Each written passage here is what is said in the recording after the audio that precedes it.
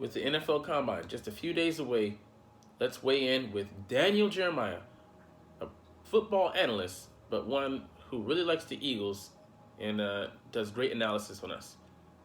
What's up? It's your boy Cintron. Come back at you another news/analysis video, and I kid you not, that's my real name. So let's look at this article. Daniel Jeremiah talks the Eagles draft ahead of the NFL Combine. So it's gonna start in just a couple days, man, and we're gonna see the underwear Olympics.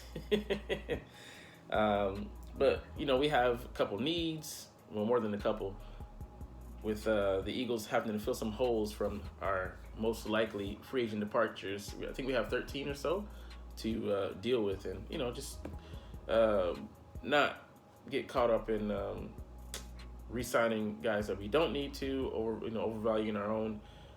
The guys that are pricing themselves out of the market. Let's see. So the first question here: the Eagles have spent so long without taking a cornerback in the first round. The last time we did it was Lito Shepherd, 2002. Just wondering if there were reasons why this year could buck that trend, and why Devin Witherspoon, the corner out of Illinois, might be a good candidate for it. So I agree with them. Witherspoon looks like a stud, great guy. Not my first choice though, but I think this draft is very deep at the cornerback position. I think 13 or so corners in this draft have a third round grade at least, and that is, third round draft pick is seen as a starter in this league. So we can wait some time if we need to, but it all depends on how things fold out with how the first round unfolds, as well as who's going to be left. Where our priority, are we leaning towards drafting a DN? Most likely those guys are going to go quickly. Are we going to lean more towards a corner, one of the the big three, Joey Porter Jr., Witherspoon, or the Gonzalez kid out of Oregon? So many different routes we can go, but most likely, of course, this is stemming from James Bradbury gonna take that walk. Most likely gonna go to Arizona, where Jonathan Gannon's gonna heavily pay him to be a cornerstone there for that defense, and we're just not gonna be able to afford him. He's gonna price himself out of the the Eagles market, and the paltry $10 million that he played for this year, peanuts. He's gonna be making anywhere from 17 to upwards of 20 million. So not gonna be able to afford him, unfortunately. And I'm fine with moving on from him, actually, because he's more of a zone corner. And I think we have a chance to, really draft him and mold and shape a guy in our own image this year. So I think they should double up at the corner position, select at least two. But yeah, man, I just think that we haven't put a priority on it.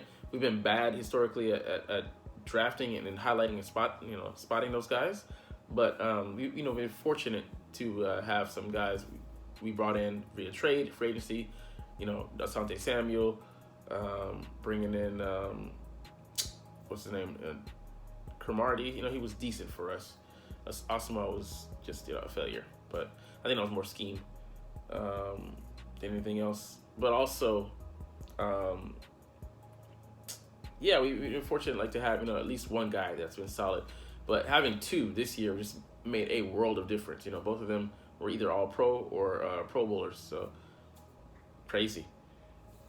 Let's get to the next question here. The Eagles have shown a willingness to trade up and maneuver up and down the draft board. Yeah, and we did it last year with Carson, so history points to that. If they were to move back, say to 14, 15, that range, who is the guy that you think would fit them? Also, how much does that 30th pick have for them this year? How much value? So I would say, man, that'll be a decent range. You could even maybe push it back a little bit further. But yeah, like I said, it all depends on priorities. Where are you leaning, and how the first round, especially the top 10 goes, how that plays out. We could trade back and still get one of the guys that we're pinpointing, whether that be in rusher or it be one of those corners. I think ideally we probably want to get one of those three. I think 4. I'm forgetting someone, but yeah, it's strong enough for us not to have to select one of those guys, but I think they're seen as like an immediate plug and play starter, and with Bradbury most likely leaving, we're gonna need someone to just hit the ground immediately. And I don't think we're gonna want to hinge our bets too strongly on free agency because one, we're trying to retain our own free agents, and then two, it's just with us, even let's just say we bring back Hargrave, who I think we'll try to push, and who else are we trying to bring back? We might try to bring back T.J. Edwards. I think he's more second priority, but like C.J. Gardner-Johnson is the first priority, and then Hargraves I think is the second. So, but even between those two, that's gonna take a huge chunk of of our market as far as dollars goes. So, I just don't think we're gonna have the money to spend. We're gonna have to focus more on that second and third wave of free agency. Try to swim through the filth. No disrespect intended, to try and find some treasure. So like Bobby Wagner just became a free agent, released by the Rams. I don't think we're gonna be able to fit him into the budget. It would be great to plug him in there for a year and then have him play alongside Nakobe Dean, but just don't think it's financially gonna be feasible. But that 14-15 range, I would give us a lot of options, and what we really want to get back are some picks, because we have 5 picks, I think. 2 first rounders, a second, a third, and 2 sevenths. So I think 6 picks. So that's not enough. We're missing a whole middle round of picks between 4 and 6, and there's no way he's gonna sit on his hands and not do anything, for the better part of day 3. No way. So it'd be smart for us to deal those picks and trade down when we can. I don't say we do it with both, but I say at least one of these picks we're going to try to see what we can do. And I wouldn't even be opposed to us trading up if someone drops that we really want. Like, just say for example, Bijan Robinson, he drops to around that 30th pick. You trade up and you go and get him, because he could really take this offense to the next level. I mean, you have those wide receivers, you have the tight end, you have that line there, you have Hurts, and then you have Bijan, and you add him into that mix. Whoa. I'm actually more tied up on his teammate, but because he's more feasible and would fit more into our draft plans and not cost us a good chunk of our draft capital. With that, first round picks being premium. So, and with there being some positions that are lighter, not as deep as others in this draft. So, if you want a tight end, you want a running back, and you want a corner, have your pick in this draft. There's starters to be found well beyond rounds 1, 2, and 3 potential, because running back has been a devalued position, so it's gonna push down those guys. I think there's 20 guys that have like a 3rd round grade on them. So there'll be starters to be had in rounds 4 and 5, which is just unheard of for most drafts. Much deeper than drafts we've seen at running back in the previous years. And the 30th pick, I think it has a lot of value, just for the sake of, there's always guys that, like I said, they fall down into the draft and like they're there unexpectedly, and teams want to trade up and get them, and that's usually at the end of the round. And we'll this year there's only 31 picks. I think the Patriots losing one or something like that for tampering. Someone losing one for tampering. So we have the 30th pick, second to last pick in the round, and someone's gonna want to trade up, to get someone that, they're just a steal at that position. Last year, Nakobe Dean, for us, we drafted him in the 3rd round when he was, he was marked to go at least in the 2nd, but outside of the 1st, inside the 1st wasn't, strange, but some medical issues held him back, and we swooped in like an eagle, and he's in midnight green now. All right, let's get to the next question. I want to talk about the 10th pick and what value you think that has, specifically to other teams. Are there any teams that you may think want to get into that top 10 pick, and if the Eagles maybe can get rid of that? Yeah, we just talked about this. It has a tremendous value, because if they go all 3 quarterbacks, that means that they're going to be a couple guys that have, top 10, maybe even top 5 value, but because of the need and a run going on quarterbacks, they drop and they become premium picks at those slots. And that means that teams are going to want to go and get those players, especially if they have a want for them or a need for them, and that increases our picks value at number 10. So there's a lot of things you can do with that to capitalize on a thirsty market.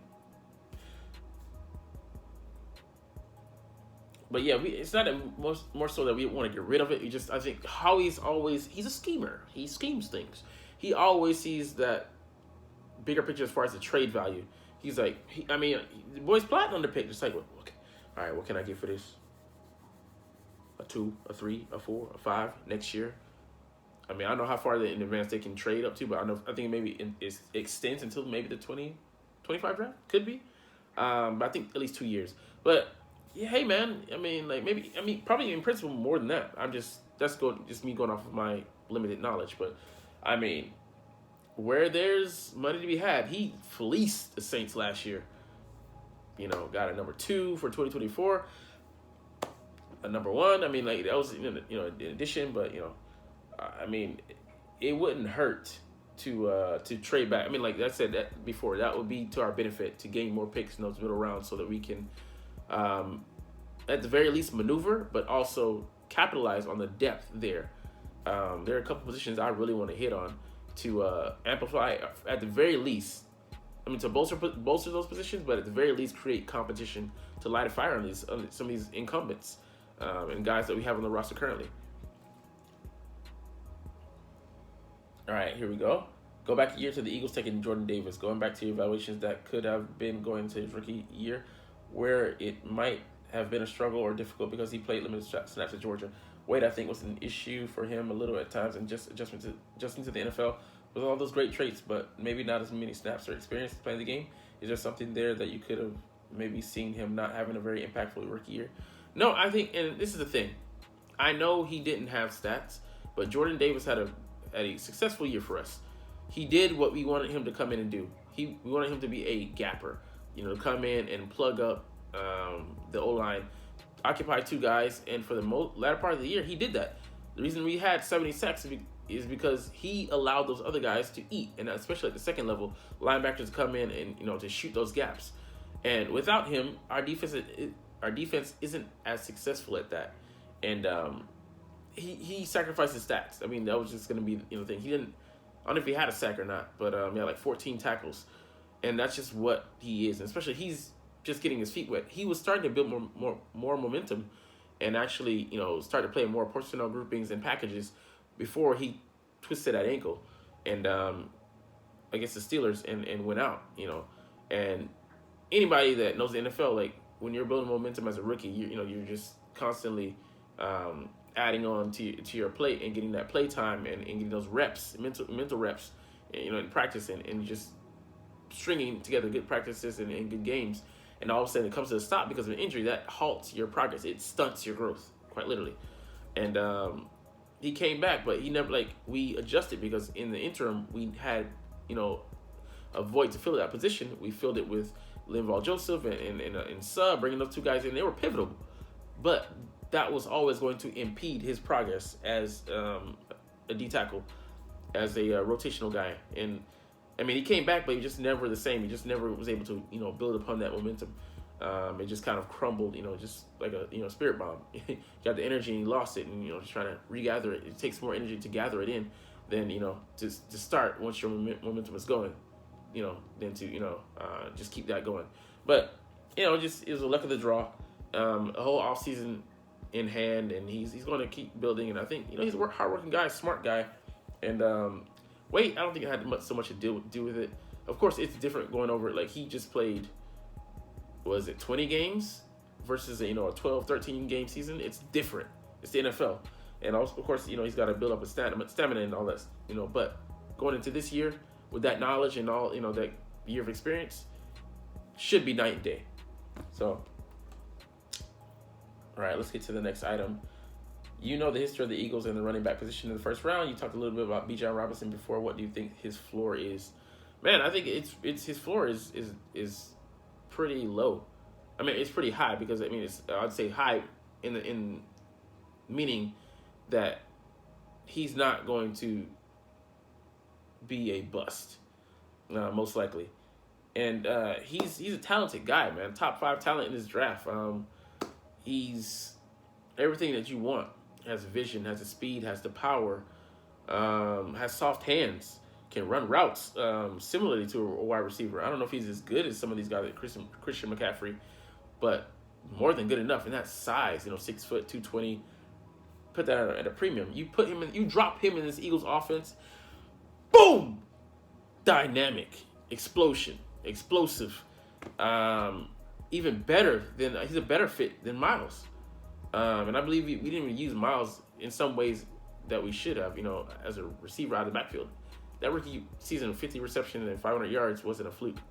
Just in how he used him. Not in how he used him, but how we used him. Puns there. But, I think it's pretty high. But I wouldn't even shoot for him because not is a waste of a draft pick, but circumstances would have to fall into place for, us to draft him. Because he just, it would be a bit of a luxury pick, especially with the needs that we have. And best player available, like I said, but I don't think he slips as far as we need him to for us to capitalize on drafting him. But if he's there at 30, he's there at 30, snap him up. With the Eagles' second first-round pick at number 30, I think you mentioned earlier it's tremendous value. Is that because you can see them trading back, maybe getting some extra picks in rounds 4, 5, and 6, not to mention a second rounder? If so, who are some of the guys in the second round that would interest them? All right, my rice is done, baby. Let's see. I lost my train of thought for a second there. Yeah, I think that would be great for us to capitalize on some of those guys at the top of the second round, if we were to trade back and then gain some picks in the interim. Perfect. We could potentially go with a running back. We could look at safeties. I don't know. It's pretty thin in this draft. It depends on how we do. How we look at free agency. I don't see us spending such a high pick on a safety. There's other positions that we could look at. Here is one of the picks I was going to talk about. Roshan Johnson, 225, expected to run in the 4.3s or 4.4s, high 4.3s and low 4.4s. He was a former quarterback, so he can see the field with the quarterback's eyes, and he doesn't have so much wear and tear on his body. Physical guy, but like I said, tight end is very deep in this draft as well as running back. So and as well as corner, so we could mix up any mix of that bunch and grab a tight end. It's a dual threat. A running back is either a complete back or a power back. I don't want to see someone in a similar vein as Miles Sanders, just a speed back with good vision and plenty strong enough and decent size. But I want either slow it down, get a Le'Veon Bell type who's a complete back, can also catch the ball in the backfield, or get a power back because we already have Kenneth Gainwell on the roster who can fill that third down back slotting. So, and Boston Scott might re-sign with us as well. Okay, let's see the next one here. How do you find that teams navigate the draft differently when they are a contending team as opposed to building a contending roster? Like, just I'll say off the bat, luxury picks. You can afford to draft BPA, best player available, versus just trying to fill needs. Like, you're trying to build the cornerstones. You start with the quarterback, then you go with the left tackle, then you go with the DN, then you go with the corner. Like those premium positions, you don't have those set in place. Those four, like, you're really behind the 8 ball as far as the league goes. And like, say for the example, they gave the Bears here, like they have the quarterback, but they need to protect him, have a better line, and they rush the passer. They were light on pass rushes this year, especially with them trading the DN. I forgot we got from the Chicago Bears in the middle of Quinn, yeah. And then as well as cover men. They have some guys there, but they could always add like safety or corner. So yeah, I mean, like you have those cornerstone positions, those building blocks, like I said here, that you want to put in place. Once you have those, you can tweak, and depending on the scheme, some schemes don't really depend on their linebackers. Some schemes, it's everything depends on the linebackers. You can manufacture pressure. You can not have so much talent. You can use your scheme to generate that pressure, generate that from exotic blitzes and stuff like that. So not every team needs the same pieces to be successful.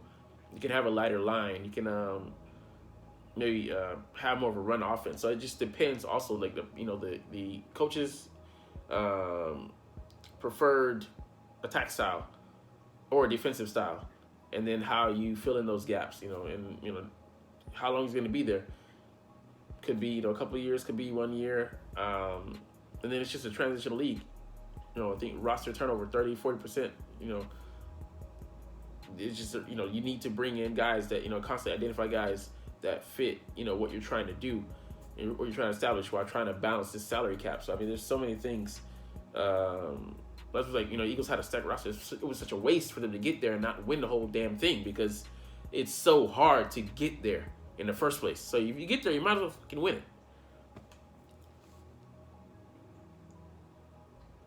All right, and that's all we have to say about this draft, man. Let's go and look at the NFL and see if there's any news. Okay, there he is here.